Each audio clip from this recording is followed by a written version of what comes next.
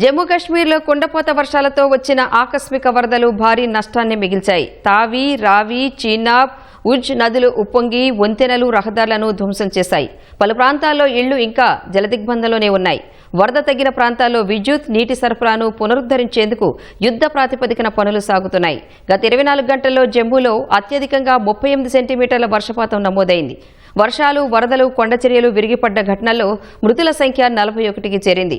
వైష్ణోదేవి ఆలయం వద్ద కొండచర్యలు విరిగిపడిన ఘటనలోనే 34 మంది ప్రాణాలు కోల్పోయారు.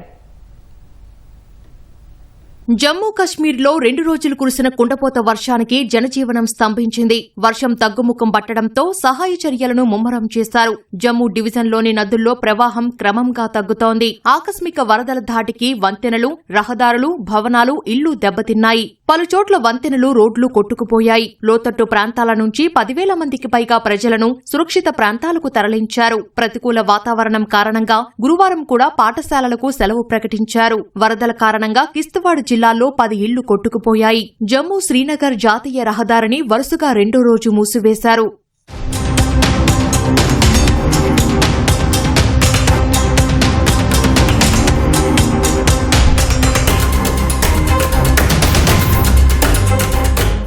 జమ్మూ కట్రా స్టేషన్ల మధ్య నడిచే 58 రైళ్లను రద్దు చేసినట్లు ఉత్తర రైల్వే తెలిపింది. 64 రైళ్ల గమ్యస్థానాలను కుదించింది. అన్ని నెట్వర్క్ల పరిధిలో ఫోన్, అంతర్జాల సేవలను పునరుద్దరించారు. వరద ప్రభావిత ప్రాంతాల్లో జమ్మూ కశ్మీర్ ముఖ్యమంత్రి ఉమర్ అబ్దుల్లా పర్యటించారు. సహాయక చర్యలను వేగవంతం చేయాలని అధికారులను ఆదేశించారు. సహాయక చర్యల కోసం చినుక్, MI-17 హెలికాప్టర్లను జమ్మూ కశ్మీర్లోని పలు సైనిక స్థావరాల్లో సిద్ధంగా ఉంచారు. వైష్ణోదేవి ఆలయం వద్ద కొండచర్యలు విరిగిపడిన ఘటనలో సహాయ చర్యలు కొనసాగుతున్నాయి. వరుసగా 2వ రోజు ఆలయ సందర్శనను అధికారులు రద్దు చేశారు. వైష్ణోదేవి ఆలయం వద్ద గాయపడి కట్రా ఆసుపత్రిలో చికిత్స పొందుతున్న క్షతగాత్రులను జమ్మూ కశ్మీర్ లెఫ్టినెంట్ గవర్నర్ మనోజ్ సిన్హా పరామర్శించారు. మెరుగైన వైద్యం అందించాలని వైద్యులను ఆదేశించారు.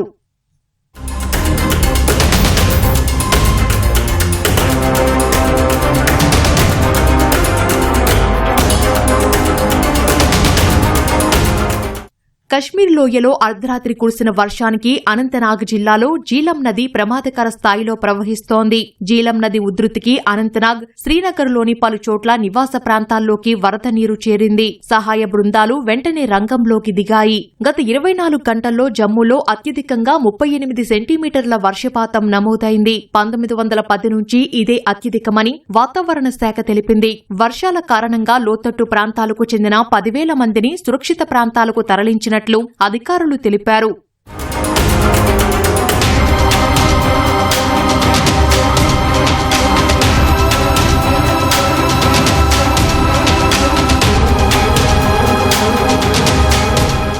వైష్ణోదేవి ఆలయం వద్ద కొండచర్యలు విరిగిపడిన ఘటనపై రాష్ట్రపతి ద్రౌపది ముర్ము, ప్రధాని మోదీలు దిగ్భ్రాంతి వ్యక్తం చేశారు.